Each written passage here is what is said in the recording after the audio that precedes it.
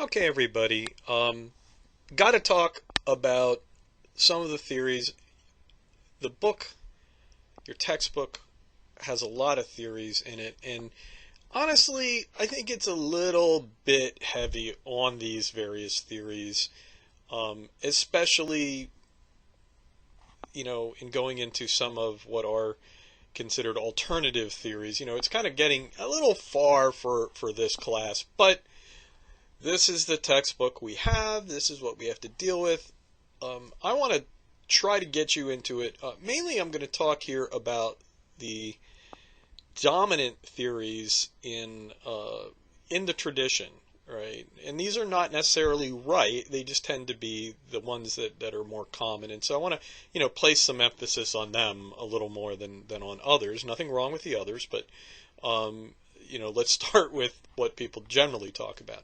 And so I'm going to talk about realism and liberalism. I'm going to throw a little bit of constructivism in at the end. So settle in. I don't think this is going to go quickly. First of all, we have realism.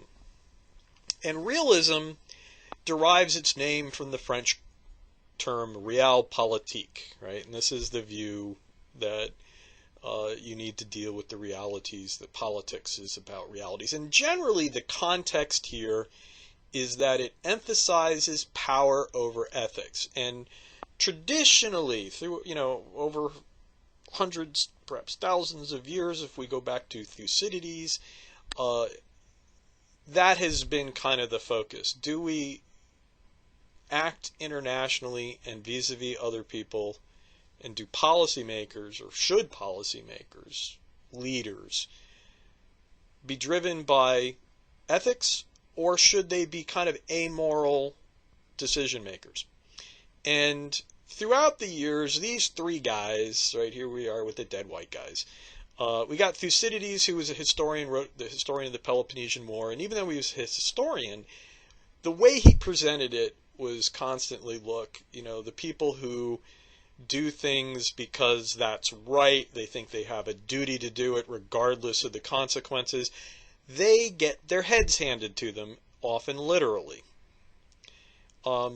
That's, kind of, he starts off, and he's often seen as the first one. Machiavelli you've heard of, and in fact the term Machiavellian often refers to people who are amoral in their use of power. And he wrote The Prince, and his advice to the prince was basically, you don't be driven by ethics.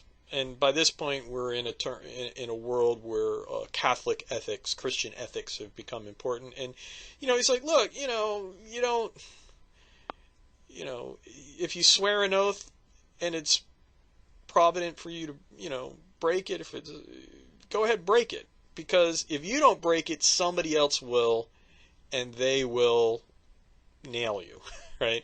And so Machiavelli kind of had a two-pronged argument.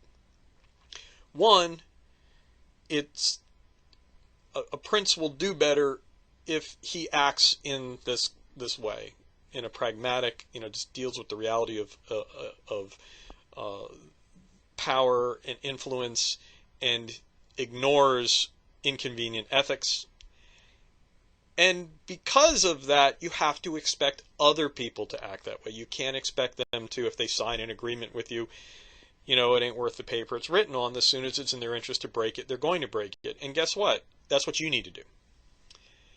Thomas Hobbes was a later philosopher. He's he's in what we're going to talk about as the modernist or liberal philosophers, but he wrote Leviathan, and he gets dragged in here because he argues that without a state, without an overarching political influence, man is in a state of war with one another, and it's kill or be killed. And even though Hobbes generally argues that this is bad, he's associated with the statement that, in this state of nature without some overarching authority, the life of man is nasty, solitary, brutish, and short. That he gets dragged into the realist canon because of his description of the state of nature, which is basically describes the state that exists between nations, that nations do not have, and there's no overarching power over nations. They need to deal with each other on their own, and therefore they are perpetually in this state of war with one another, although it's generally referred to as anarchy. So these are kind of the intellectual predecessors to modern realism.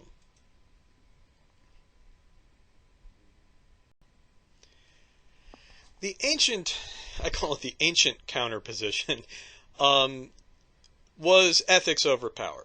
And we had Thomas Aquinas, who wrote about natural law. We had Hugo Grotius, excuse me for tripping over that, who wrote about laws of war and peace and talked about the need to have an international law and guide your foreign policy based on these things. And this was the traditional counterpoint.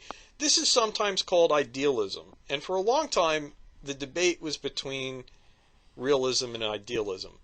That's no longer the case, as I'll explain when we talk about liberalism later on. Okay, modern realism traces itself to Hans Morgenthau, who wrote Politics Among Nations, and he reaches back to Thucydides and Machiavelli, but he starts talking directly to the modern system of states and to statecraft, and he is he writes from the point of view of trying to give guidance to leaders, and he's different from modern day realists in the political science discipline, who are more scientific in their approach, or they try to be, and they're more interested in generalizations and studying the world and coming up with theories that predict that a country will do this in this case, and we can test that against data, etc., etc. Morgenthau was more, well, we really can't predict. I'm just going to say, here's some general guidelines for how you should expect other people to act and how you should act yourself. Right? And what are those guidelines? Morgenthau is famous for coming up with 6 principles of international politics. And this is pleasant that he gives us 6 and we can sum him up. This probably contributes to his longevity in lectures like this. And these 6 principles are, first, that politics is rooted in human nature, right? And this human nature is unchanging. People don't change, right? And what are people? They are self-interested. They are always going to do what is in their interests, right? Generally, leaders of nations are interested in pursuing power, right? And this is sometimes interpreted to be a means of protecting one's state. It can also be a means of protecting your position. But basically, this is this idea. And some people say that this is a negative. Some people will go and say, oh, that people are greedy. And well, yeah, they are, but there's a sense in this of it's just business. Okay, this is how these folks are going to act. Maybe you'd like them to act better, but they're just going to do it. Very similar to Machiavelli's warning that, hey, you need to expect people to act this way. The second principle here, he says, look, politics is an autonomous sphere distinct from economics and ethics, meaning it's a different world. Right? This is a little abstract, but what he's getting at is that you can't just apply an economic rationale. And here he's kind of arguing against economists who will say, oh, well, the world's better off when we trade, and we'll try to explain how nations can cooperate to get a better standard of living by trading with one another, having peaceful relations. And he says, well, yes, but there's a political dimension to this that's different than economics. And also in ethics. Ethics goes into how you should treat people. And he's like, well, it's a very different part. It's a very different thing when you're dealing with politics. And he actually talks about there's a unique political ethic at play. Now, back to the self-interest, right? He argues separately that self-interest is a basic fact of the human condition, that it is unchanging, kind of kind of folds into, and maybe I shouldn't have mentioned it in the first one, but self-interest is a basic fact of human condition, that people are going to have to take care of themselves first over taking care of other people, and they're going to put their interests first, and this is going to, this is just the way it is. This gets us to political ethics. He says, look, political ethics are different from private morality. When you are in charge of a nation, and this is the way he's thinking about politics, he's thinking about leaders and statesmen, you have to act differently. You have the interests of a nation to take care of. And you have, therefore, when you make decisions, you do not have the luxury of what an individual might have in making decisions for himself or herself. And you have an ethic of responsibility to your nation, is how he puts it. And therefore, when you deal with other folks in other nations, you don't have a responsibility to them. You have a responsibility to your own folks. And this drives you, this is what has to drive you. And he's kind of arguing that, look, it's ethical to be pragmatic and to make good decisions. Right? Not to worry about whether you're violating someone's trust or you're breaking one of the 10 Commandments. You have a different ethics here. The next thing he argues along those lines is that imposing ideologies on other states is dangerous for the international system, because it can lead to wars that run through the whole thing, and it's dangerous for the state. You get involved in conflicts that you don't need to get involved in. You create conflicts with other people that you don't need to do. So imposing your ideology, and Morgenthau's writing in the 1950s, 60s, and so the ideologies here are capitalism versus Marxism, democracy versus communism. And he's saying you can't go imposing your ideology on somebody else, because in the end, that's going to blow up in your face. And so part of your ethic of responsibility is to eschew an ideological agenda. That sounded a pretty good way of putting it. In the end, he says, look, statecraft is a sober exercise in limits of choice. You are limited in what you can do. You have limited power. Other people have power that constrains you. Your choices have consequences. And so you have to, choose wisely amongst these things. And you live in a world of human imperfections, that other people are going to make mistakes. And so, he's kind of argues that, look, you need to approach this seriously. You need to recognize your choices are limited. You need to recognize that your leaders, when we analyze leaders, we need to recognize they are imperfect. We also need to recognize other people are imperfect. Other leaders are imperfect. But this is kind of his view of things. This is how you approach international relations. And by and large, all of these things are reflected in modern day realism and the approach of those folks to analyzing international events.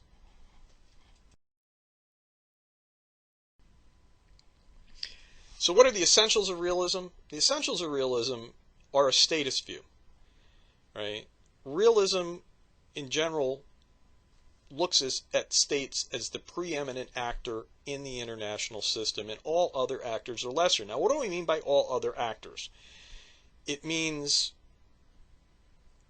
this plays out on an international level.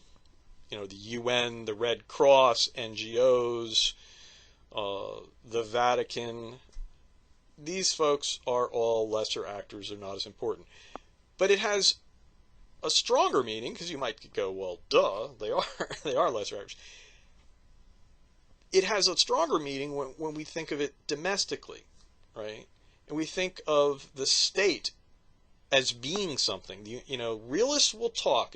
One good clue that you're listening to a realist is that realists will talk in terms of the United States doing something, of Russia doing something.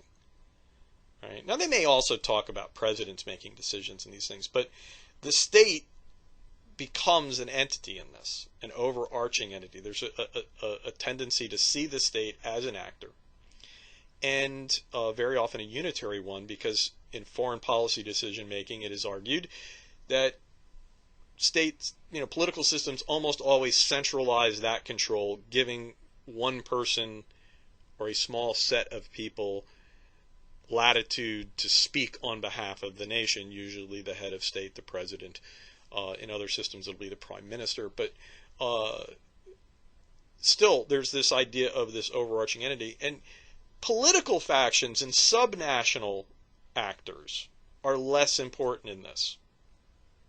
And that's where, when we say, realists are likely to look at the President of the United States as being the President of the United States, not being a Republican or a Democrat, not being Barack Obama or George Bush. They'll tend to think in terms of presidents of the U.S. as a generic thing. The other thing that falls under statism is the emphasis on sovereignty. Sovereignty refers to the existence of an independent political community. It means that a country, or the political system in a country, makes its own decisions, is able to control what goes on within its borders. And generally the assumption is that states defend their sovereignty, and that's their primary purpose in life.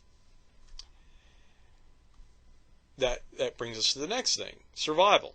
Right? And I've kind of flipped into the next one.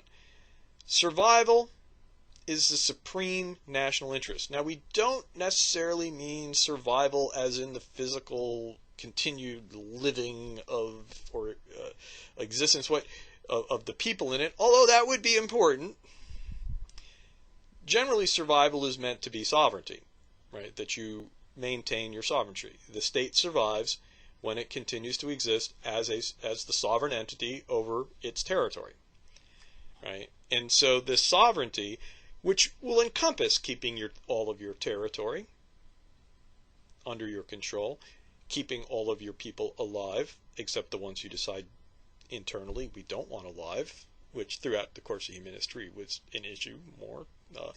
And, being able to make your decisions and run your business the way you want to run your business.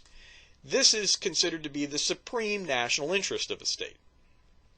It trumps other concerns, like, most notably, economic well-being.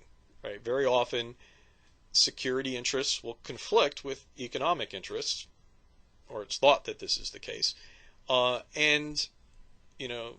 Very often the argument was made, we need to trade with people around the world, and when we trade with them, we're both better off. And realists will say, yeah, but you got to worry about who you're trading with and what that does to your security, and so you might be better off economically if you trade with somebody, a potential military rival, say, but you're risking your security, and security is the supreme national interest. It trumps all other concerns. Self-help. Right? The concept here is that there's no other state or institution around that can guarantee your survival. Right? There is no international 911. There's nobody who will come to your rescue if you're invaded, unless you can talk them into doing it. You have to help yourself. Right? And another thing, when you make agreements with states, right? If they break their word to you, if they, you sign a treaty and then they start violating it, well, who are you going to call? Nobody. There's nobody out there, right? There's no overarching authority, no Leviathan, as Hobbes called it. So we are in what realists call, modern day realists, not Morgenthau, but the modern day, or what they call the neo-realists, who I'm about to get to the big one in there, what those folks call anarchy. Right? The world is in a state of anarchy, which means you have to look after your own interests. You have to protect your interests. You have to pursue them. No one else is going to do it. So this is one of the essential, or these are basically the essentials of realism.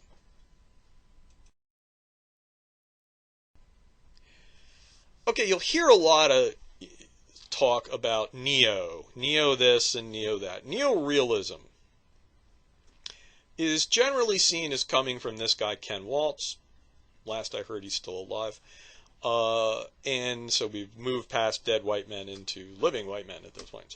But Ken Waltz wrote The Theory of International Politics in 1979, and he basically formalized a lot of the ideas of Morgenthau and tried to move it in a scientific direction. Now, by the way, this neo just means new, right? So it's new realism. And what made it new was this move to, or a couple things that made it new. One is this move to trying to be scientific, right? Trying to actually predict the world and to create theories that explain the world, the causal relationships in the world. And what you use a theory for is to try and predict, hey, what happens when this happens? Right? What if we understand the cause and effect relationships in the world, we can predict what will happen when certain events occur. And that's the value of it. And so this is that seeking scientific explanation. This is called positivism because we're moving away from normativism. We're moving away from this is how you should act. And to a certain extent, Morgenthau was in that camp, even though he was not being ethical.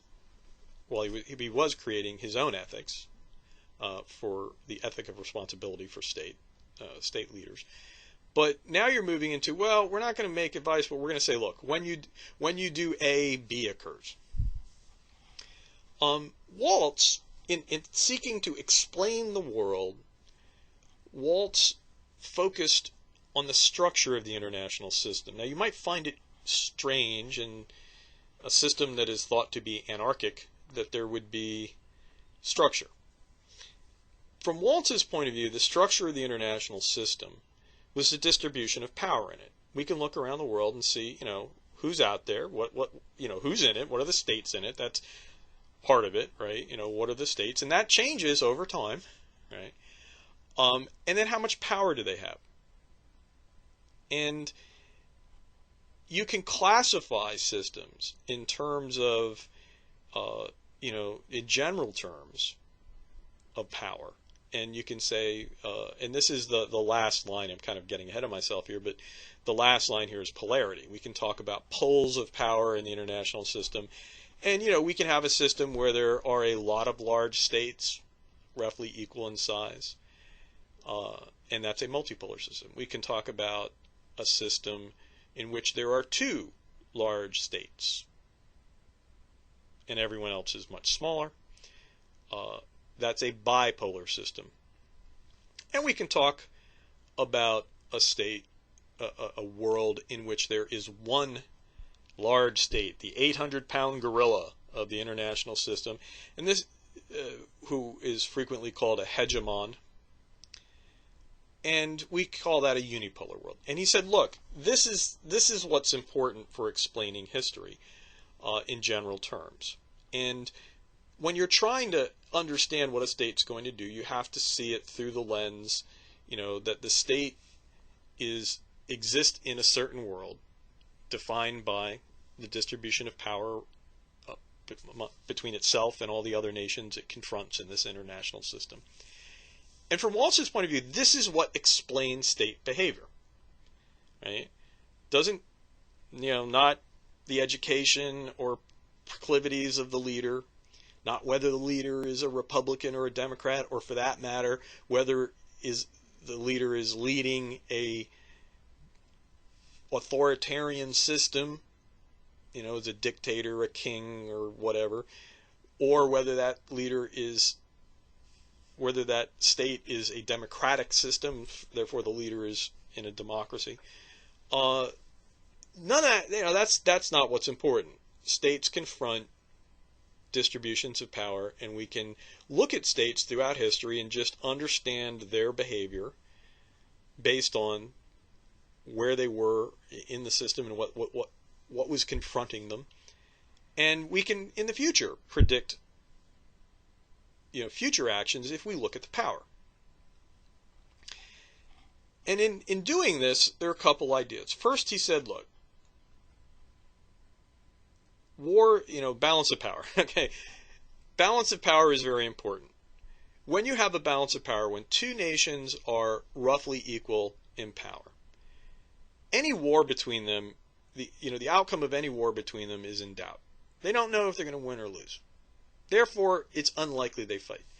When there is an imbalance of power, when one nation is significantly more powerful than the other, then that nation expects to win a war and may then attack that other nation. This is when wars can occur, right? And so unless you knuckle under and give up your sovereignty voluntarily, right, it's going to be taken away from you. So balance of power is a key concept in Waltz's view of the world. He also notes that there's a security dilemma involved when nations seek to address their security concerns. Power's important. You have to have a balance of power. You need to make sure the other guy can't take you over. All right. So, if you want to be more secure, naturally, you seek to gain power. And you do things. You can do things like build weapons, build up your military. And in modern times, there's a much more emphasis on developing new zippity-doo weapons. But also, historically, a lot of times, leaders have sought to enhance their power by expanding their territory. And, we can look over time of empires expanding and contracting and fighting over territory, because having more territory in those days meant more power. And one of the really fundamentally, one of the big events in recent history, if we think in terms of hundreds of years, in Europe, was the unification of Germany and Italy. Prior to the late 1800s, around I think 1870-ish, there was no Germany, right? There was Bavaria and Prussia and all those little states that make up the Federal Republic of Germany, and they were unified. They all spoke German, but they had one nationality, but they were separate principalities. And what Otto von Bismarck did was he unified all of them into one state, thereby creating this really frickin' big country in Europe that didn't exist before. And zaniness ensued. Similarly, Italy was fractured into a bunch of smaller principalities, and they were unified at about the same time. And this dramatically changed the world. And so that's another way that states can do that. Okay, so power, people can seek greater power. You would think that would make them more secure, but here's where the security dilemma comes in. Anything you do to make yourself more secure will make other people less secure. And that's the dilemma that faces states. For instance, China. Right? China has been modernizing its military and has been, heavens forfend, trying to build aircraft carriers. Right? They're simultaneously trying to build aircraft carriers, and they've built a missile that can blow up our aircraft carriers. Right? A ballistic missile goes up, it has a guided warhead so it can actually hit a moving target, and this thing rocketing out of the stratosphere at thousands of miles an hour, going to be a little tough to avoid. And China is clearly doing this because they're threatened by the United States, who has these super carriers that can roll around and just kind of blow up whatever, anything they want. And so China says, well, we need to do this. However, in building these weapons, the United States is suddenly feeling insecure because our aircraft carriers can't just roll around unopposed anymore, right? And so the United States is plucking away at doing things. We're seeking, to pivot towards Asia, right? Security dilemma in action. China feels unsecure. They seek to improve their security, making the United States and Japan and the Philippines and all these other countries feel less secure. And they are now counterbalancing, right? And so this is a big problem and kind of an insoluble problem in international relations. And one thing, by the way, one thing about the security dilemma and realism in general, realism invites you to see things from the other guy's point of view by giving you a generic point of view that policymakers have. And they say, look, it's not that they're Chinese, it's not that they're evil, they're communists, or they're, it's that they are leaders of a country that's trying to defend its sovereignty and is facing this distribution of power. If we look at this distribution of power, we can see it from their point of view. And so they're trying to build aircraft carriers. Right? And then we look at it from the United States point of view, and the United States is alarmed by this. And so, we kind of are able to see things from both people's point of view. Realism is not inherently hawkish, is not inherently nationalist. In fact, very often isn't. And it invites you to think about it from the other guy's point of view and makes the assumption that all leaders are rational in the sense that they are pursuing a goal of trying to secure their nation. So that's an important little side point here. Then there's the polarity thing. I already mentioned that a little bit. Waltz, his grand conclusion is that when we look at different types of systems, some are more war-prone than others. A multipolar system where there are a lot of large states is very unstable from Waltz's point of view, and particularly war-prone, because you're constantly worried about the other guy. There's a lot of other nations out there. And so nations will try to form alliances, but these alliances aren't enforceable in any way. And so you're constantly worried that someone in your alliance is going to jump ship and join the other side. Or, at the very least, sit out the fight, leaving you all alone to face a bunch of other guys. And therefore, you're constantly insecure, and you actually fight wars with your allies sometimes over them doing things. And so this system he argues, produces a lot of wars between the major powers.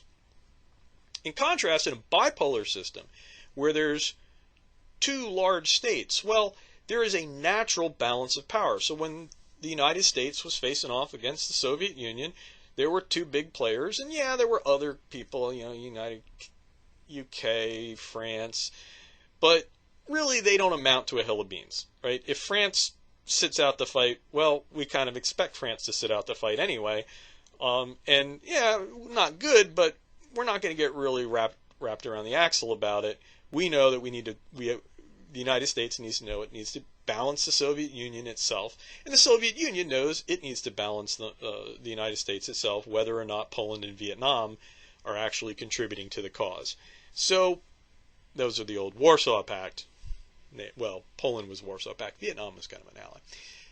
Point here is, and this was his argument during the Cold War. He was basically saying, look, this Cold War system, it looks scary, but because there are two large nations, there is a built-in balance of power in the international system.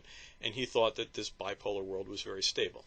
Unipolar world, he didn't mess around too much with that because it wasn't in evidence at the time that he was writing. But in a unipolar world, he argued that this is going to be stable because really no one can attack the guy. But it's going to, the 800-pound gorilla sits wherever it wants. And so the hegemon is going to be able to get concessions out of people, but there probably won't be, there won't be major wars in the system. It'll be fairly stable, organized by the hegemon. So that's just in a nutshell, Waltz and neorealism. Now, I know it's a long time, but he's a big guy. I had to talk about him for, well, he's not personally a big guy. He's actually kind of small, but what we're going to do now is move on to talking about liberalism.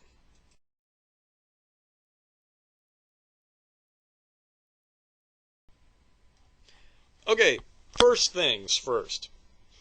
The word liberal means something very different on Fox News than it does in your textbook.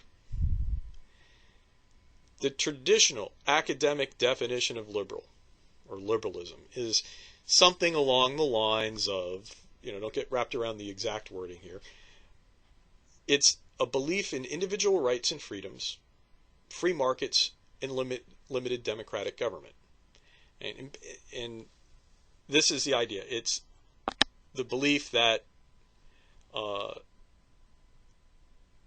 people should have freedom to make choices, and they should live in a system based on free markets, voluntary exchange with one another, and government by the consent of the governed.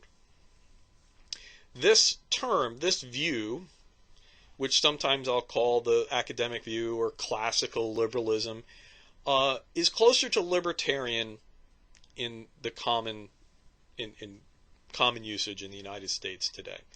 And so actually for a long time, Republicans thought of themselves as liberals, and they didn't like it when FDR started using the term. FDR actually kind of went in and appropriated the term liberal for the Democrat and for the left side of the political spectrum. And Republicans actually resisted for this a while, and then they had to cede the point eventually. So that the word has shifted its meaning over the years.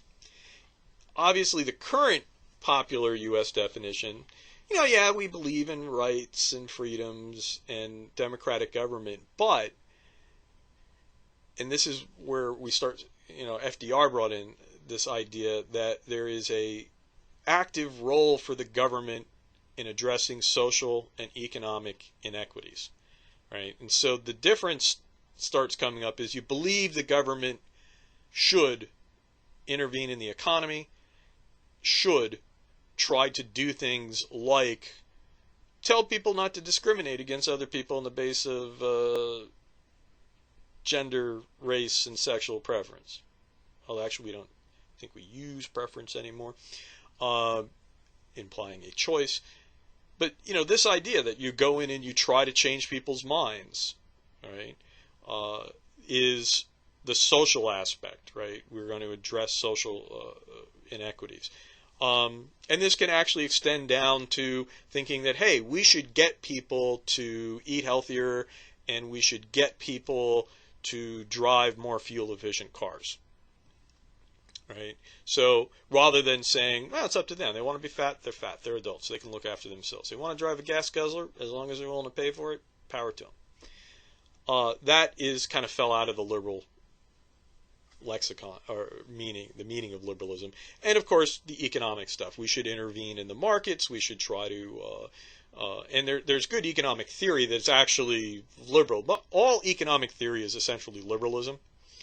But there were things like Keynesianism that said, hey, look, if you make sure that less well-off people have money, they'll buy stuff, and that actually stimulates demand in the economy and makes the economy run better, and therefore is a good idea, right? Because economy running better, good. And, this Keynes brought about a vision of a more activist government as opposed to one that just sat on the sidelines and laissez-faire, let it happen. So, that's the current definition. Very different from the traditional definition, the academic definition of it. And by the way, the first one is what we talk about, what we're using in IR theory, by the way. If I didn't make that clear from the beginning, that's the point here. And by the way, from that point of view, liberalism in the United States is sometimes known as social liberalism, right? Okay. Moving on. The father of liberalism is René Descartes. And Descartes said, cogito ergo sum, I think, therefore I am. You've heard that before. Ever wonder what it meant? What it means is that the existence of people is defined by their thought. And that the import attached to this is the idea that individuals think. They have a rational thought process that makes them an individual and allows them to make choices. And this is meant to distinguish people from pets or animals, right? Animals have a fundamental nature, and you can domesticate them and you can train them, and you bring about, you can train them to pee outside, right, in the case of dogs, or into a box of sand in the case of cats. And they can be brought up to do this through stimulus. They learn to do these things. They don't have independent rational thought in these. Certainly they don't have moral autonomy. They don't get to choose, right? The liberal, or it's often, this is actually modernism, right? The philosophical school of modernism holds that people have this moral autonomy. They get to make their own choices. They are free to make their own choices. They have the capability to do it. And they should be, there's a normative thing, they should be free to do it, right? They need to make choices for themselves. There's this thing about, I got this mind-body dichotomy. The idea here is that you have an independent thought process, that it's not, in the nature versus nurture debate, nature wins for these guys, right? In that you grow up and you make choices, and you aren't predestined to make a certain choice, even though people in a certain country will. You're not all going to grow up to be Catholics just because you live in a Catholic country. You're going to get to choose, and you should be able to choose. This is the essence of liberalism, which has its root in liberty, and the role of liberty in the society is to allow you to exercise this individual rational and moral autonomy. Classical liberals include John Locke, who wrote the Second Treatise of Government, came up with the idea that the legitimacy of government rested in the consent of the governed, and he saw the purpose of government to, he saw it to secure people's property rights, to make sure that when they planted something, they could reap what they sowed and were secure in it, that people couldn't come and take it from them, and to otherwise just kind of regulate relations between people so that you didn't have banditry and violence against people, right? That people were secure in their possessions, and then being secure in their possessions, they can interact with other people in a cordial way and, live together and mutually prosper. Adam Smith wrote The Wealth of Nations, and Smith was able to, he's the guy, the father of modern economics. I talk about him a lot in my economics class. And he came up with the idea that, hey, look, we don't need to raise people to be in a certain profession. We don't need to raise people to do their duty, right? The classical view of things that preceded modernism was that you had to run your society and raise your children to be virtuous citizens who would do their job and do it for the benefit of the society out of a sense of duty, right? That if people pursued their private gain, the whole society would go to hell. Adam Smith says, no. Here's, it's not about duty. It's not about loving your fellow man. If we have a world where, as that Locke described, where people can't steal things from one another, the way people will get something from other people, the way they will pursue their self-interest, is to try to sell something to people that they want. And as he said, it is not from beneficence that we look to the butcher, the baker, and the brewer for our evening meal. It's their self-interest. They make our food for us because we're going to give them something in exchange for it. And the society based on voluntary exchange actually works really, really well. And so that's, hundreds of pages, hundreds of years of economic theory. That's how I've just described it. Immanuel Kant is another guy who tried to come up with a ethics based largely on the golden rule that, people should rationally have a moral dictum in their head that they would want other people to follow, right? And so, this is the logical morality in this system, is you should, want people to act the way you would act, and you should only act in a way you should be willing to have other people act. And he tries to come up with some ethics around here. And he eventually writes Perpetual Peace, which is going to be important for international relations. So these are the philosophical roots of classical liberalism. The essentials of liberalism. Now, in terms of international relations, liberalism doesn't give us a nice simple story the way realism does. Right? What we have are analyses of international events that are based on a liberal point of view, right? On the idea of individual choice and free markets and democratic governments. And so we have to understand that we aren't going to get a clear-cut story here. But what are the essentials of it? The essentials of liberalism is rooted in the individual. The individual is the primary unit of analysis, not the state. The state is not anything except a collection of individuals working together for some reason. And these individuals are moral agents capable of reason. It is very important not to go too far down the path of thinking that liberalism assumes people are generally nice and wonderful underneath the surface. Some forms of it are. We'll go there. There's an unfortunate tendency for people to say that realists think of everyone as greedy and self-interested, and liberals think of everybody as essentially good.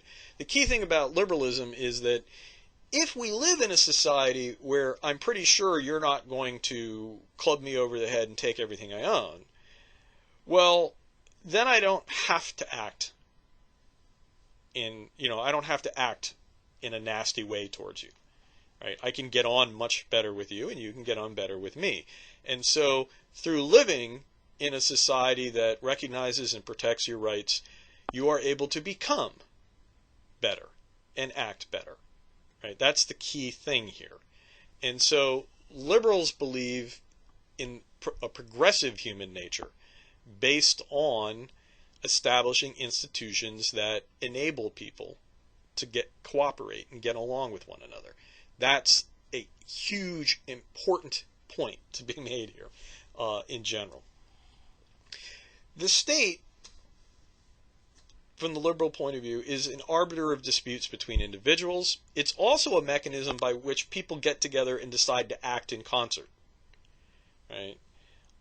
And the state eliminates anarchy, as I just said. It does away with that need to be nasty towards one another. It does have, in liberalism, there is a normative ideology attached to it. And, the idea that the minimal state is best, right? That's very much a part, it's the liberty, right? The state doesn't tell people what to do. It doesn't tell them how to live their lives. It doesn't tell them what religion to believe in. It protects in fact, it protects their right to believe in whatever religion they want to believe in. And this is, the state, needs to be strong enough to fulfill that role, but not stronger, right? So the minimal state is best. Maximum liberty for the individuals. Also, the goal of the state is to promote citizen interests, right? There is no overarching goal for the state.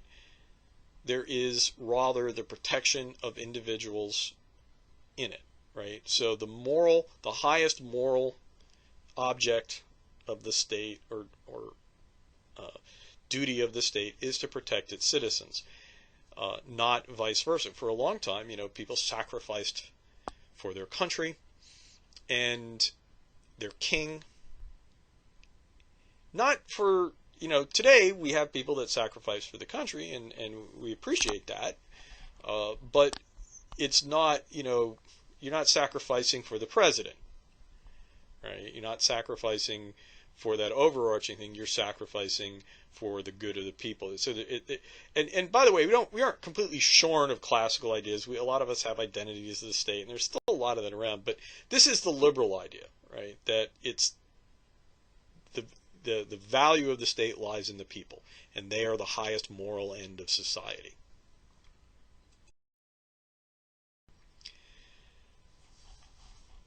Okay, liberalism as an ideology in international relations. There is an ideology associated with it. Now, the difference between an ideology and a theory is important to understand.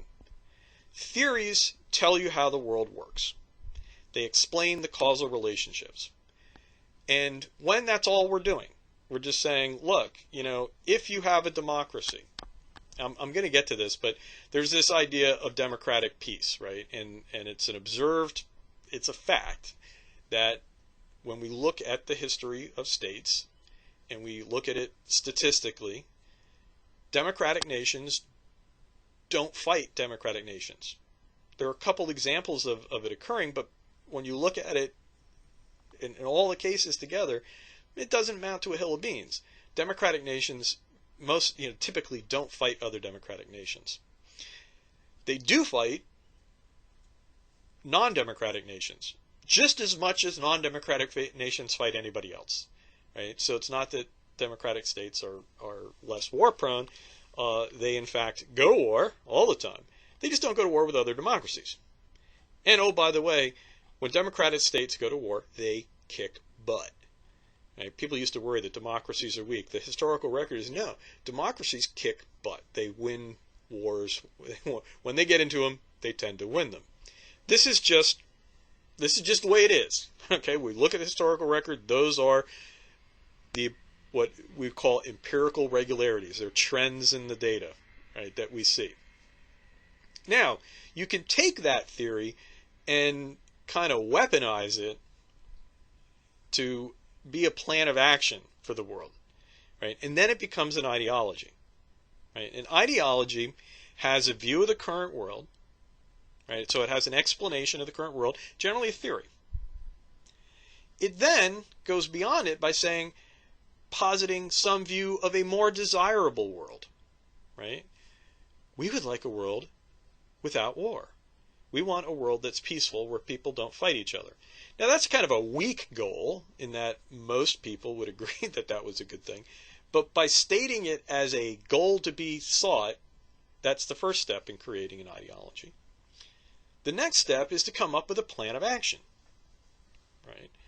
And how do we go about achieving that, right? And that's what an ideology tells you, right? It tells you that's the final step in making something an ideology. Right? Now, theories are at play in here, but a theory is not an ideology. Be very careful not to make that mistake. Okay. Liberalism and ideology would look at the world and say, and by the way, liberalism in the 19th century was an ideology. Right? These guys went out. They became. Adam Smith becomes a member of Parliament. Right? A lot of or was it David Ricardo? Well, a lot of the guys who wrote became members of Parliament. They were very active in politics, and they were seeking a liberal agenda. In fact, Prince Albert, Prince Albert in a can, let him out, Queen Victoria's husband, was a liberal and was part of the liberal movement that espoused this, let's go and make this world better. What is that view? That view of the traditional liberal ideology, and this was mainly a late 19th century phenomena, 19th century, throughout the 19th century. The problem with the world, they look at the world and say, look, it's anarchic, it's divided up between states, people don't get to trade a lot across borders, and the states are undemocratic. And this corrupts the natural harmony of interest between people, that we have a lot of naturally we have a lot of common interests out there, and the way the world was set up being undemocratic, kings were fighting kings when the population really didn't have a dog in the fight. So this is the problem. The view of the desirable world is peaceful cooperation between nations, a stable and enduring peace. How do you go about doing this? Well, you go about doing it by promoting government reform, by promoting trade across nations, increased foreign trade, and you try to promote international law and institutions. And these things, I've got some labels here, and I'm going to give you some other labels later on that don't exactly match these. One of the annoying things about political science is there's not a uniform, rigid set of labels. Your textbook will give you a set. Oh, by the way, what's in the textbook is what you're going to be tested on. But there's general meanings in this, and you'll see what I'm talking about. So you can look at those labels there. But there's a plan of action that the liberals had. We're going to change things, and we're going to bring the world along. And one example that Prince Albert was associated with was World Expos, right? The whole concept. We're going to have these world fairs and world expositions. We're going to bring all the ideas from different nations together, and we're going to encourage this exchange of ideas and contacts between people, and we will recognize each other as having valuable things that we can exchange, and it will produce more harmony around the world, right? And so Prince Albert was very big in promoting that. Those things represent part of the liberal agenda, not the modern, but this is the classical liberal agenda from the 19th century. So there is an ideology. By the way, a modern liberal ideology reared its head in the Bush administration. That was Bush 43, under the label of neoconservatives. Right, the neoconservatives looked at the world. Especially the Middle East, they looked at it and said the problem is that we don't have democracies here. If we had liberal democracies, especially in Iraq, if we had a liberal democracy in Iraq, Iraq would then become a nice and wonderful state that would promote our mutual interests in the Middle East. Therefore, what we should do is pursue more aggressively. Regime change was already on the U.S. An official foreign policy goal of the U.S. But this is what amped it up. This view that if we turn Iraq into a liberal democracy, then they will become a supporter of, if not necessarily the U.S. goal, but the common interest that all democracies have one another. And this will radically, fundamentally alter the Middle East and actually take the heat off of Israel. Right? That was the plan. Right? Didn't work.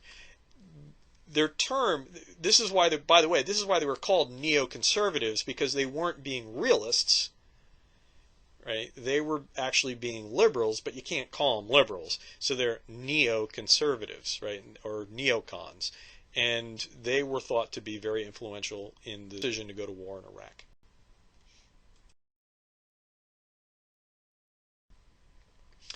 Okay, liberalism is theory. And this is generally what we're talking about in this course.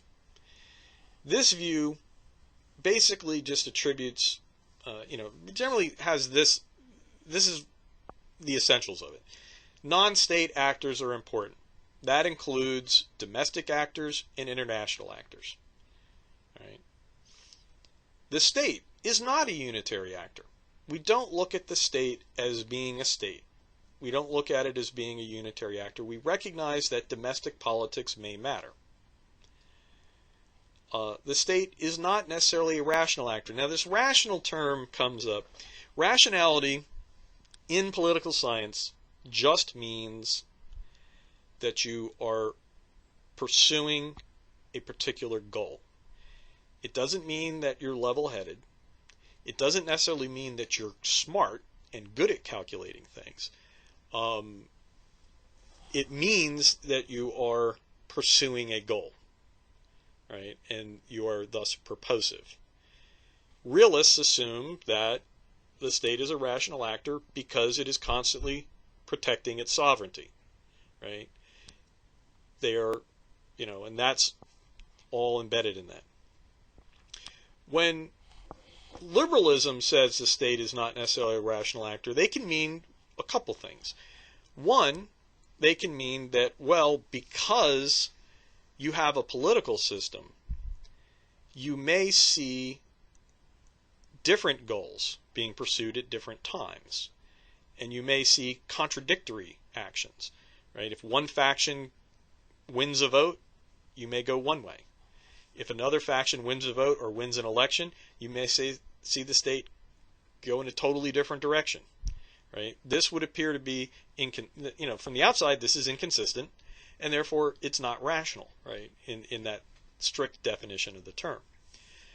Another thing or implication of this is actually at the bottom here, that the international agenda includes more than security. But in terms of the state, what this means is that, look, they can care about something other than security. You can't have an objective national interest. You can't just say, look, as the realists do, hey, it's in the state's interest to protect its security. Therefore, we can look at it and see what's better or worse from its point of view by just saying how does, we look at something like Russia taking over Crimea. We can look at, how is this in the quote unquote, now I'm doing air quotes, you can't see it, national interest of Russia. You can only talk in that way if national interest is something objective, meaning it can be assessed by anybody, right? In liberalism, national interests are more subjective, meaning that the people in the country get to define it. We get to care about what we care about. If we care about starving children in sub-Saharan Africa, or about human rights of people in China, we get to care about it. It then becomes part of U.S. national interest, right? These are things that realists would deny were part of it, right? Because it doesn't fit their definition of what the objective national interest of the U.S. is, or any nation. In liberalism, the state is a representative of the people, and what the people want is what they decide they want is valid. You get to decide what's in your interest. In the United States case, a very excellent example of this would be U.S. support for Israel. Israel, at one point, was very clearly a useful ally from a realist point of view. When you were in this kind of Cold War conflict, Israel was a very useful proxy in the Middle East against Soviet expansion into what was a very vital area because of the oil. And the Israelis arming them clandestinely acquiring nuclear weapons, ensured that the Russians would not be able to move in without facing some brutal opposition, and also that we got in this proxy thing, right? So in the superpower conflict, the value of Israel was objective for everyone to see. Today, why? Why are you supporting Israel? In fact, Israel is as much a liability as an asset now because of the divisiveness of the issue with a lot of countries the United States needs to deal with.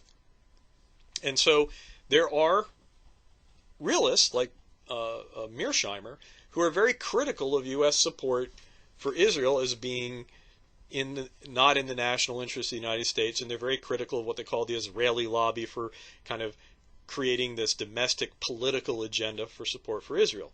However, when you survey Americans, Israel, there's more support for Israel in the United States than in Israel. Americans at the 80% level support Israel and will support anything you tell them is Israeli policy. Whereas in Israel, do we want settlements? Hugely contentious issue in Israel, right? Very few people support, or, there are not 80% majorities in support of this issue. So Americans just, for some reason, we like Israel. We just dig the country. And the people have done research recently and said, look, the Israeli lobby, again, doing air quotes, is the American public, right? And from a liberal point of view, that's just a fact.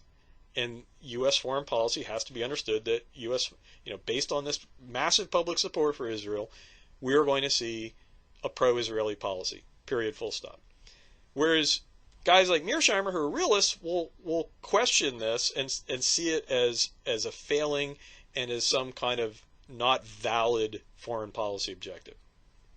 Okay, a long time talking about that, but I think that's a very important point, right? This concept of an objective interest versus and something that's subjective is in the eye of the beholder, right? And so support for Israel, as I just described it from the liberal point of view, is subjective, meaning that the subjects, the American public, want it and they support it, and therefore it is, right? But it is subjective, because if the American public decided tomorrow that they didn't like Israel, we would have a different goal here, right? So it's in the eye of the beholder.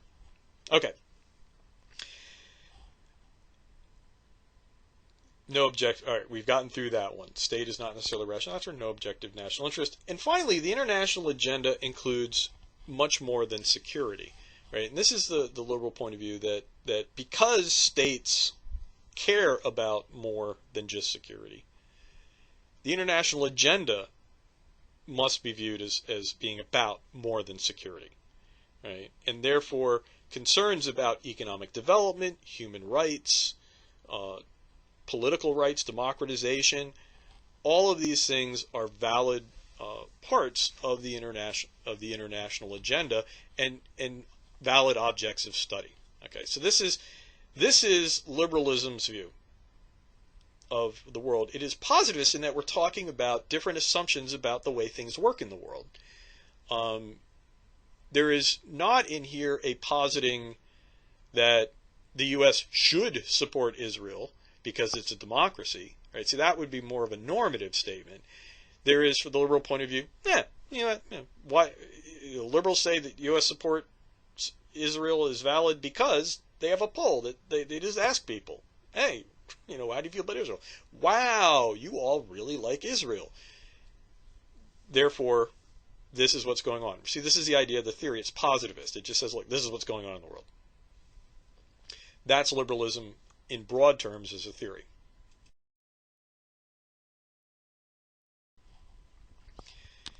Now, there are variants here. Neoliberalism is much like Walt's scienced up Morgenthau, right? Neoliberalism sciences up that 19th century liberalism point of view, moves it from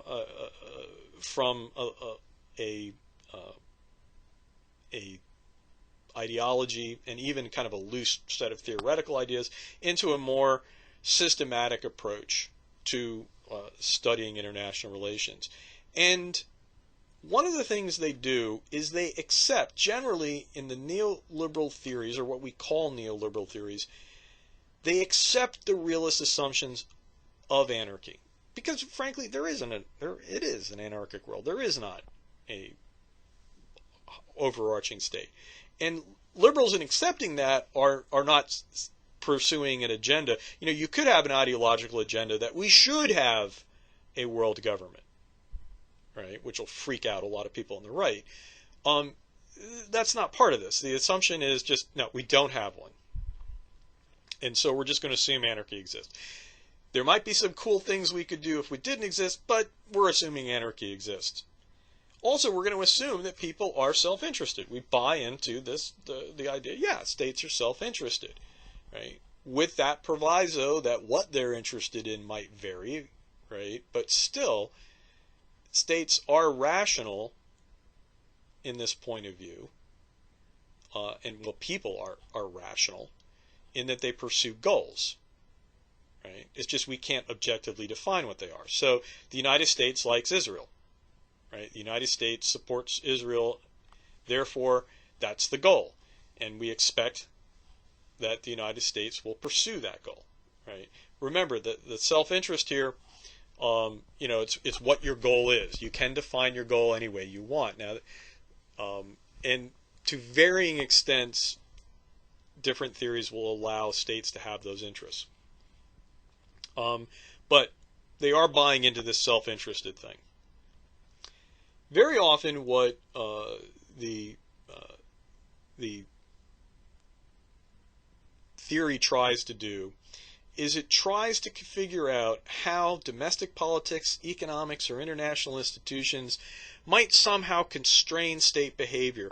And essentially you're saying, look, here the realists have this idea, have a nice simple story of the world.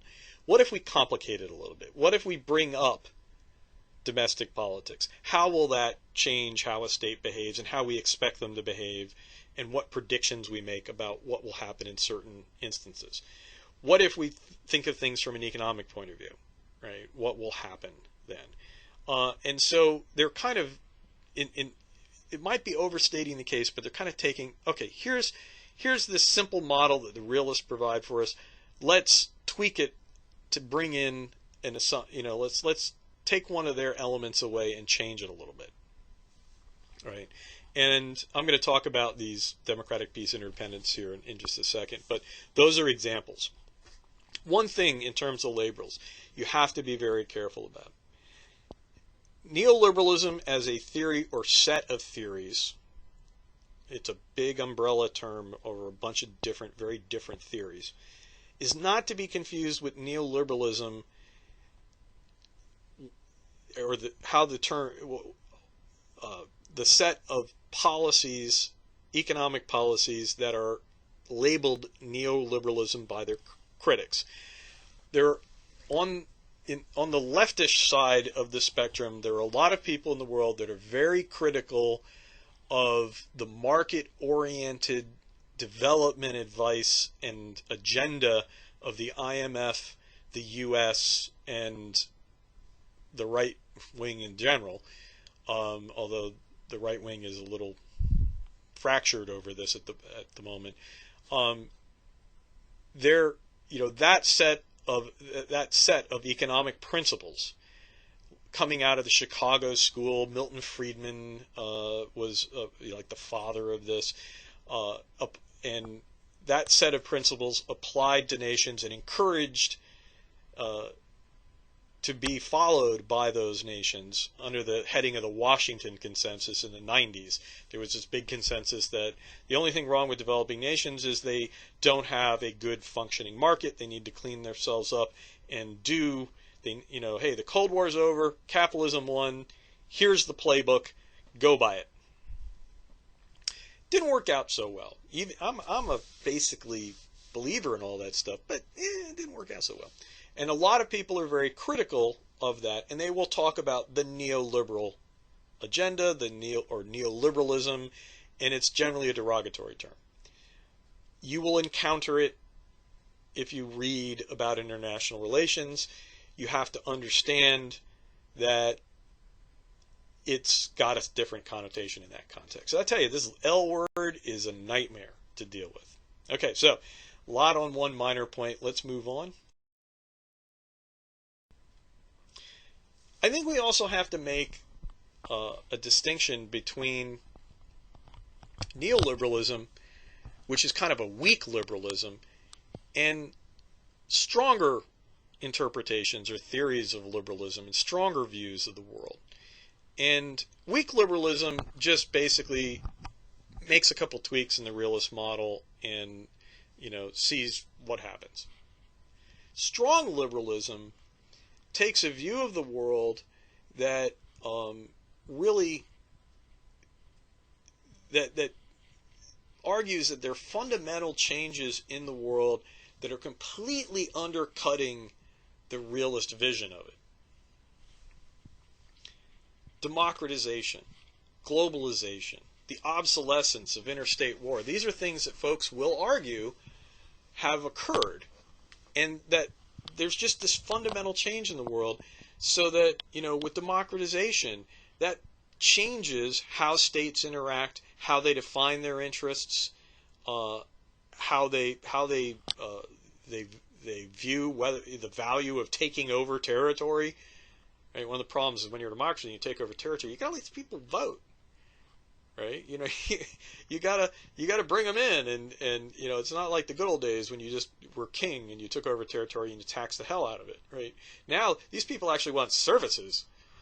So that changes things. It also changes the democratic peace, the way people react. Globalization, right, has changed the nature of the international system, the economics going on in it, and therefore, it's a different world.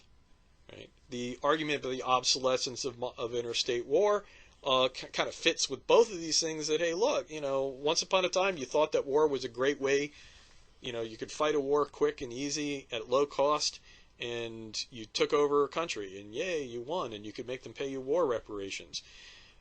Nowadays, oh hell no, that stuff's expensive, right? And very few states look at warfare as being a really desirable solution to, it's kind of, and it's bloody, it's dangerous, destructive, and costly, and it's just not a good way of doing business, and partly because of the nature of it has changed.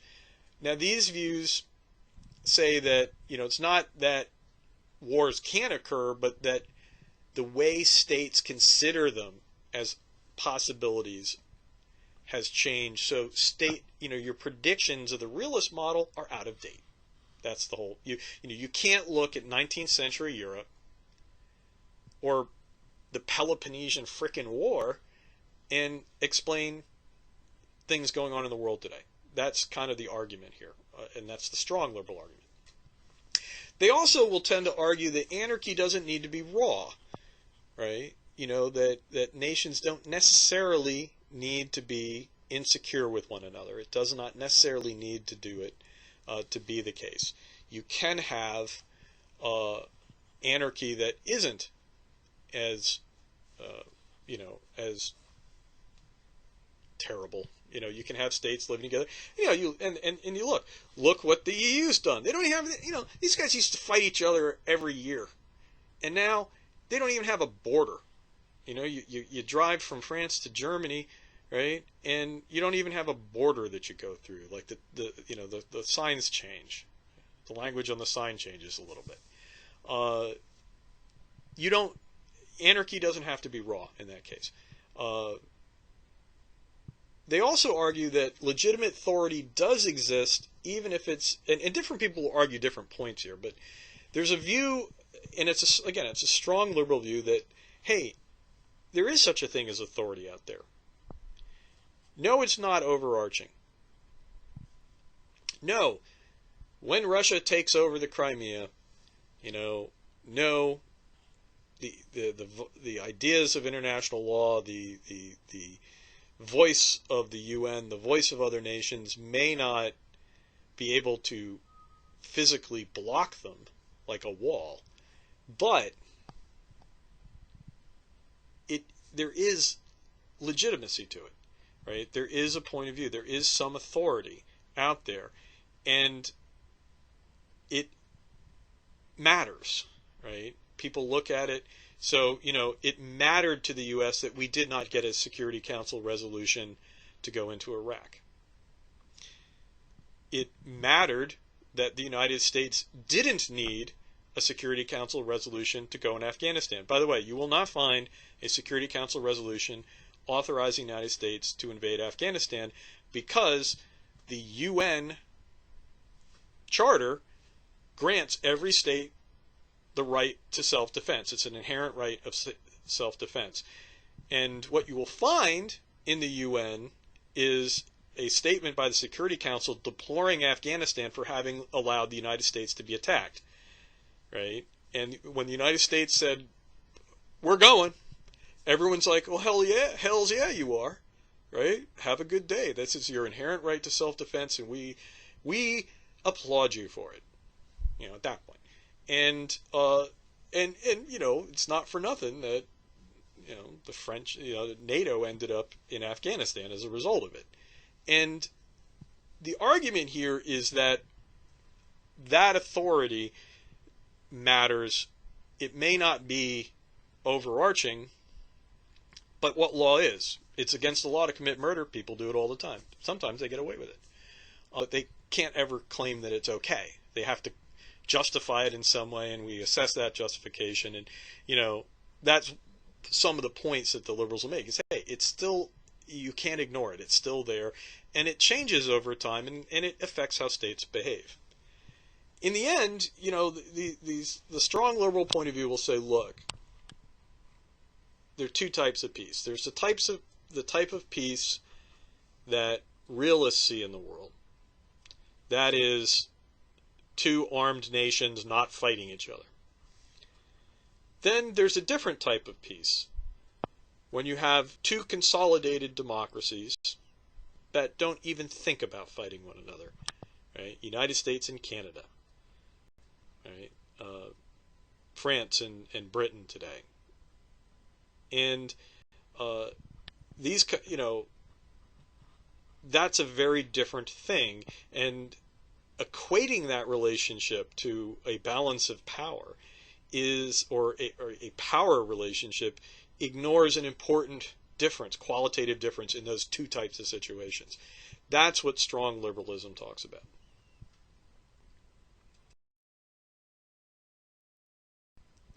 Okay, second to last slide. Flavors of liberalism.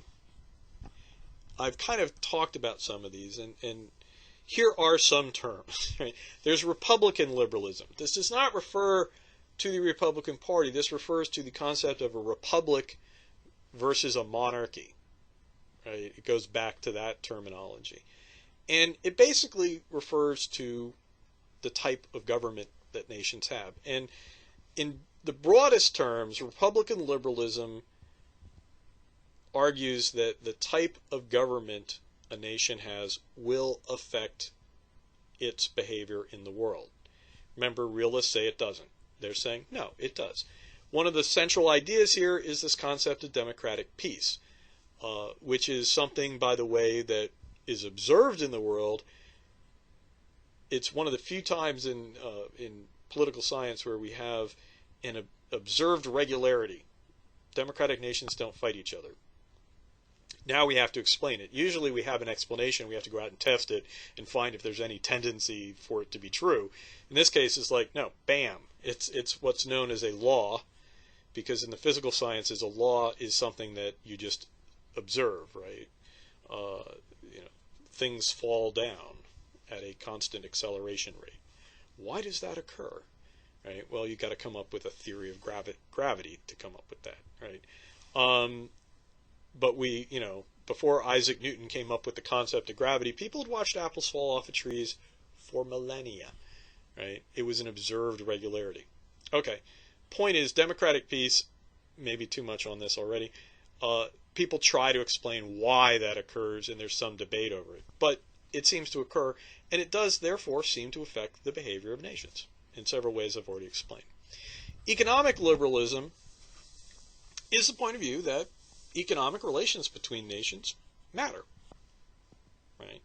And there's an idea that there's a couple ideas under this. The biggest one is interdependence, which is the idea that when nations trade a lot with one another, they become interdependent on one another, and therefore are less likely to go to war. And so when you engage a nation in a lot of trade and start becoming to the point where if you didn't trade anymore, you'd be both really, really bad off, that imposes a cost on war that you're unlikely to, be willing to bear. And it's a speed bump, at the very least, to fighting, and therefore is likely to make it less likely to occur. And so that's interdependence. There's a broader concept of capitalist peace, that when two nations have capitalist systems, there may be some qualitative aspects to them that make it less likely for them to go to war. So that's kind of a broader concept there. Institutional liberalism, very often known as neoliberal institutionalism, is, again, this was, by the way, economic liberalism is sometimes also referred to as commercial liberalism. What are you going to do? Institutional liberalism was previously referred to as regulatory liberalism. Now institutional is a much you know, a cooler word to use. This is the idea that when you have international institutions, it mitigates the rawness of anarchy. You know, when you have existing agreements and institutions. The institutions can be rules. They can also be actual organizations, like the United Nations. So an institution can be, international legal code is an institution. It's a set of rules. It also includes organizations like the International Court of Justice. By the way, also national courts are an important part of the international legal system, not to be overlooked. The thing is, though, when we have things like the United Nations, the World Trade Organization, that's another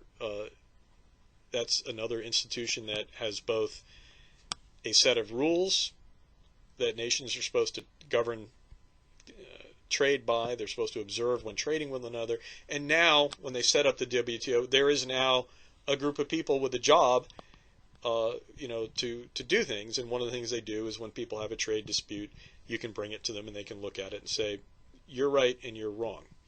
Actually, they only get around to that after saying, seriously, can you guys go back and work this out like 3 or 4 times? It's like, they kick it back several times before they actually rule. The idea, though, is in all of these things, even though none of these institutions has an enforcement mechanism, it does help to mitigate the problems that would otherwise arise by saying, all right, in the case of the WTO, United States put tariffs on steel in the Bush administration, and these appeared to violate all the rules, and the nations that had the tariffs slapped on their steel complained. And in the past, that would have been the only way you could resolve it was through negotiations and possibly a trade war. But with the WTO eventually got it, looked at it, said, no, United States, you're wrong. Everyone else, if you want to go sanction the United States in response, have at it. And the United States then caved. Just boom, Bush changed course within 2 days on that one. And the thing is that the idea is that this, by saying, yes, the U.S., you're wrong, it coordinated everyone else's activities, and the United States then took a position it might not it did something it might not otherwise have done, and the conflict went away. In the UN, when everyone gets together and says, hey, United States, go get them, right? Go get Afghanistan. Or when Iraq invaded Kuwait, and the UN said, hey, this is so wrong, and everyone in the world agreed it was wrong, it facilitated the building of a coalition to go and take back Kuwait. And if Saddam Hussein had had any brains, he would have knuckled under. But it didn't prevent war in that case, but it arguably made the war a much more certain, made the outcome much more certain. Similarly, when nations are trying to avoid war, by being able to go into an organization and say, we're going to make a deal, here's our deal, what we're going to do, and then maybe we can get some international monitors to monitor the situation, tell us if either side is breaking the agreement, because the big problem with agreements is you can't trust people to honor them. Well, if we have a bunch of folks who can come in and verify that the other guy is in fact honoring the deal, we're more likely to engage in that agreement. We're more likely to feel, we don't necessarily trust, but we feel that we can operate as if we trust because there's some means of verifying that the other side is towing the line and living up to their part of the bargain.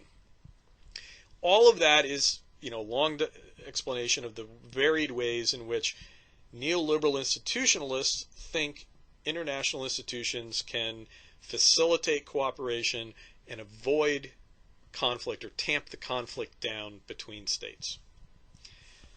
Finally, there is sociological liberalism that looks at how contacts between people can affect their views of one another. And so as societies, as people in societies interact with one another more, as they come to know one another more, they start to think of themselves as having something in common with the other side, and therefore they start to think in terms of special relationships, right? The special relationship between the United States and Great Britain. Also, I've already explained, that idea of Israel, right? That the United people in America have a lot of contacts with Israel. They have a lot of affinity to the country, and they, through these contacts and through various things, through various changes in how they think about themselves and others, they have started to, identify strongly with Israel and are supportive of Israel. And there's no thought of going to war. And the idea is, one idea with NATO, right? Under sociological liberalism, one of their ideas is the concept of a security community. That when NATO was formed, people in America started thinking of themselves as being part of a community with Europe that we had not previously done. And the existence of NATO and the contacts between NATO, both in the American public, but also through the military and the policymakers, has created a sense that there is a community here. And you don't fight with it. If war comes up, you're just like, well, we're going to resolve this difference, some other way. And so sociological liberalism starts to get into another set of theory, another theoretical approach that's called constructivism. So there's a gray area between the two, but that's another point of view. If you want to start talking about things about, the effect of, everyone around the world watches the same TV show, right? And what does that do? Everyone likes Coca-Cola, people like American culture, and that may change the way they act towards America. Or it may not, But the point is that now you're in the realm of sociological liberalism. Okay, one more slide.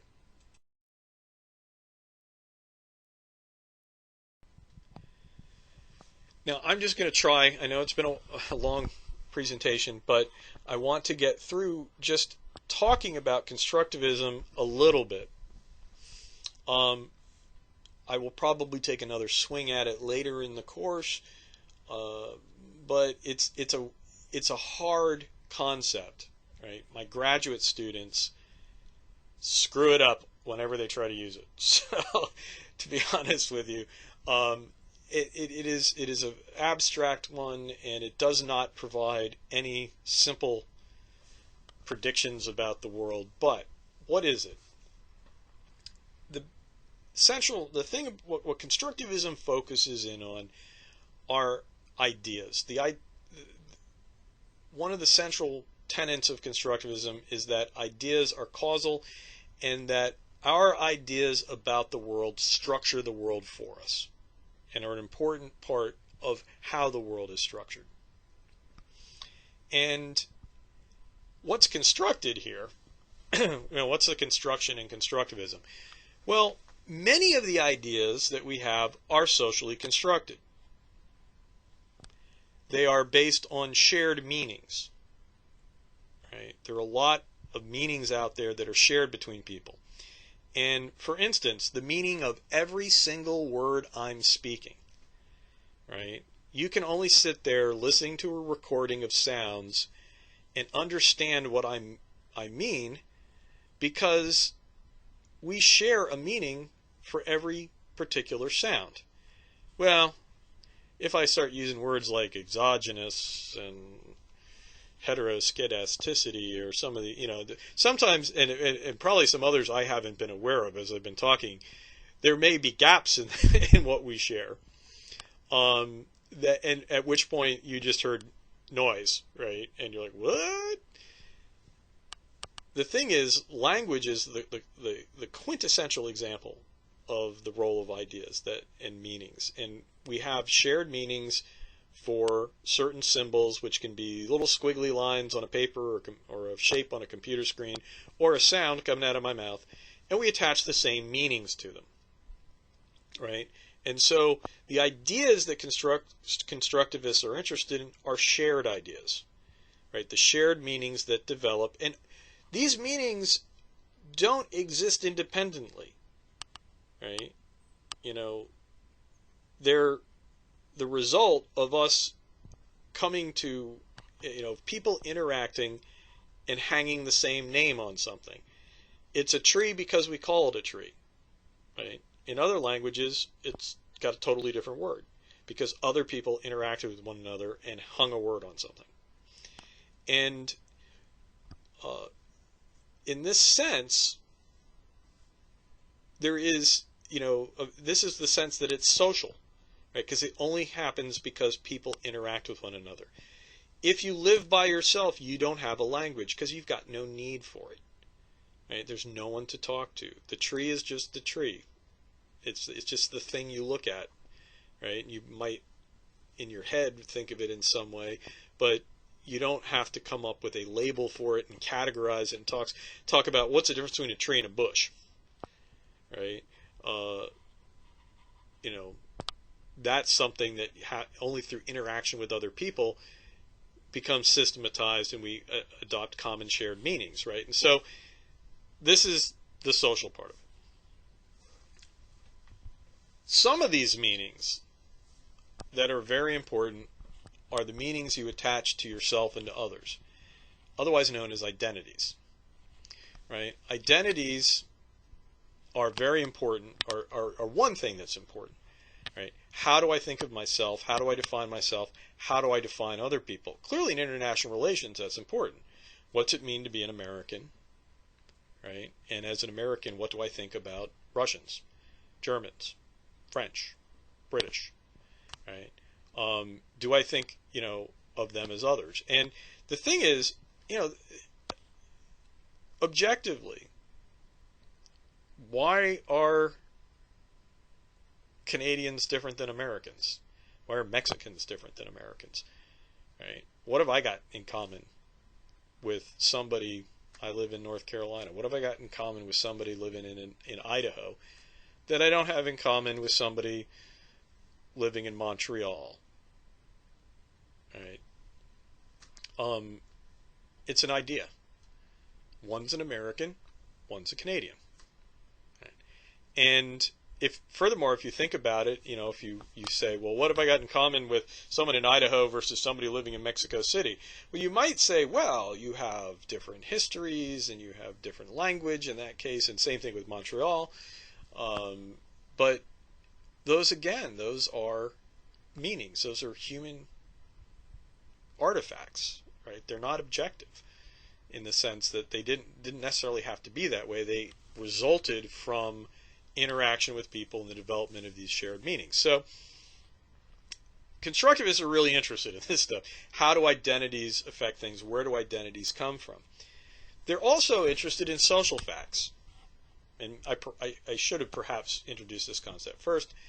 A social fact is a thing that doesn't exist without ideas defining them. And there are a lot of social facts in the world. Money.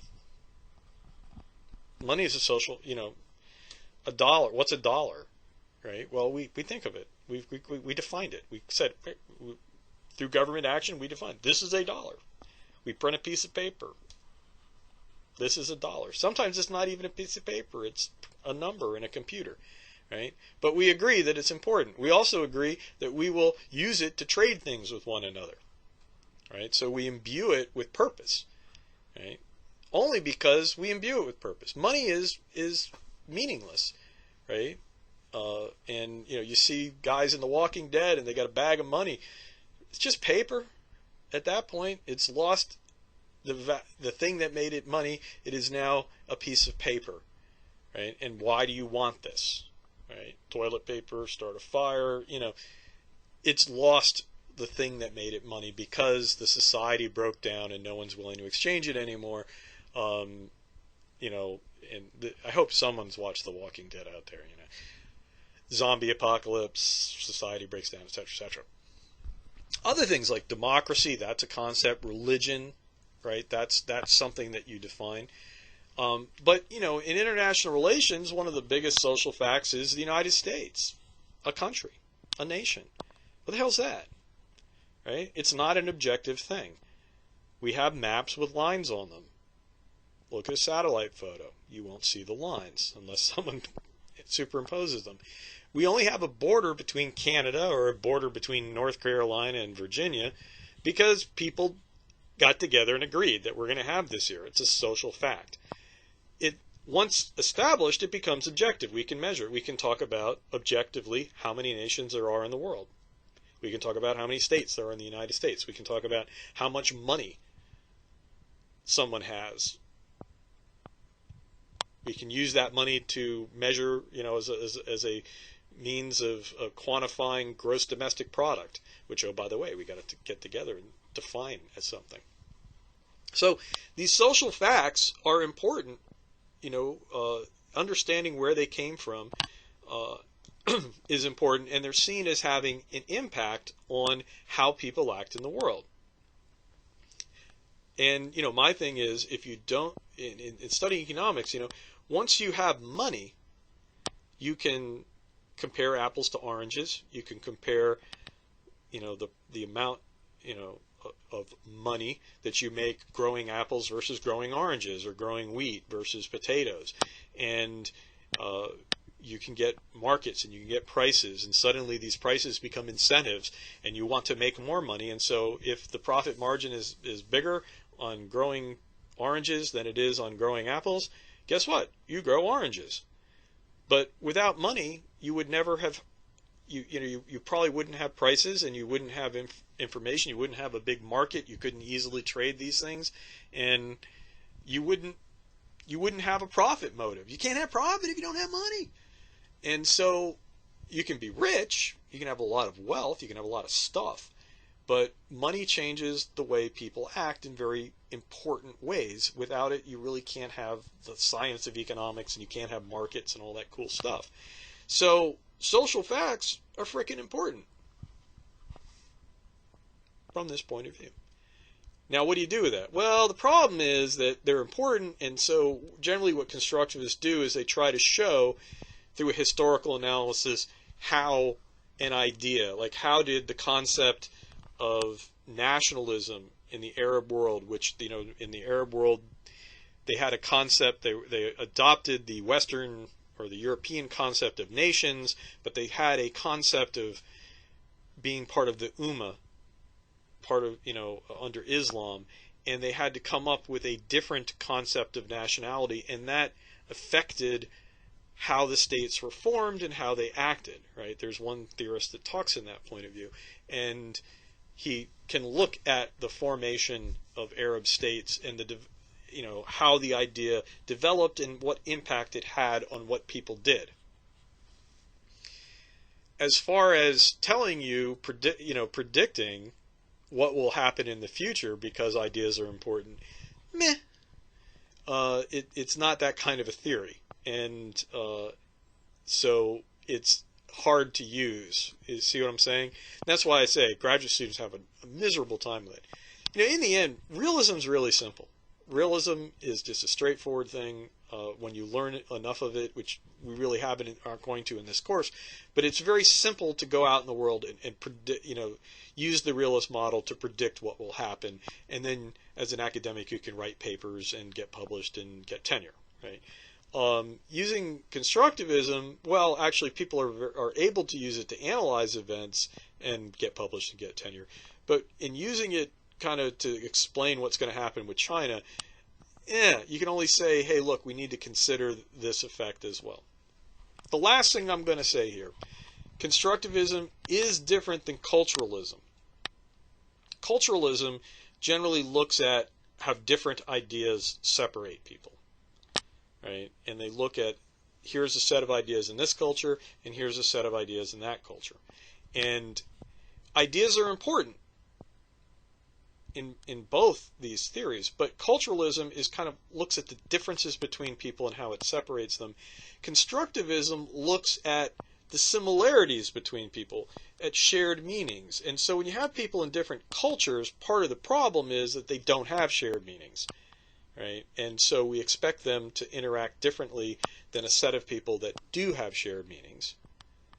And constructivism is really about trying to understand how shared meanings affect people, right?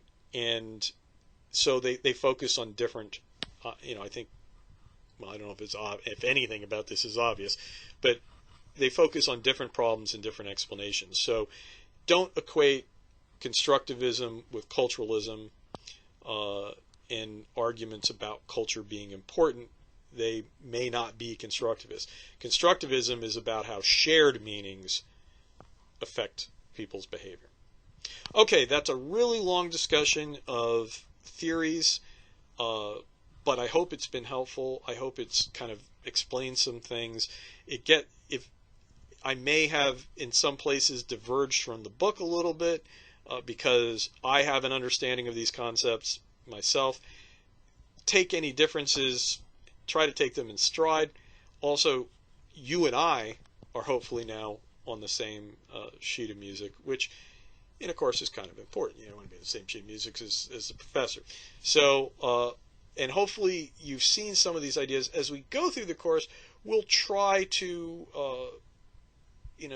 maybe through examples, we're going to be using these ideas, and the subsequent chapters in the book are going to use these ideas. And hopefully you'll see that they do kind of give you a starting point.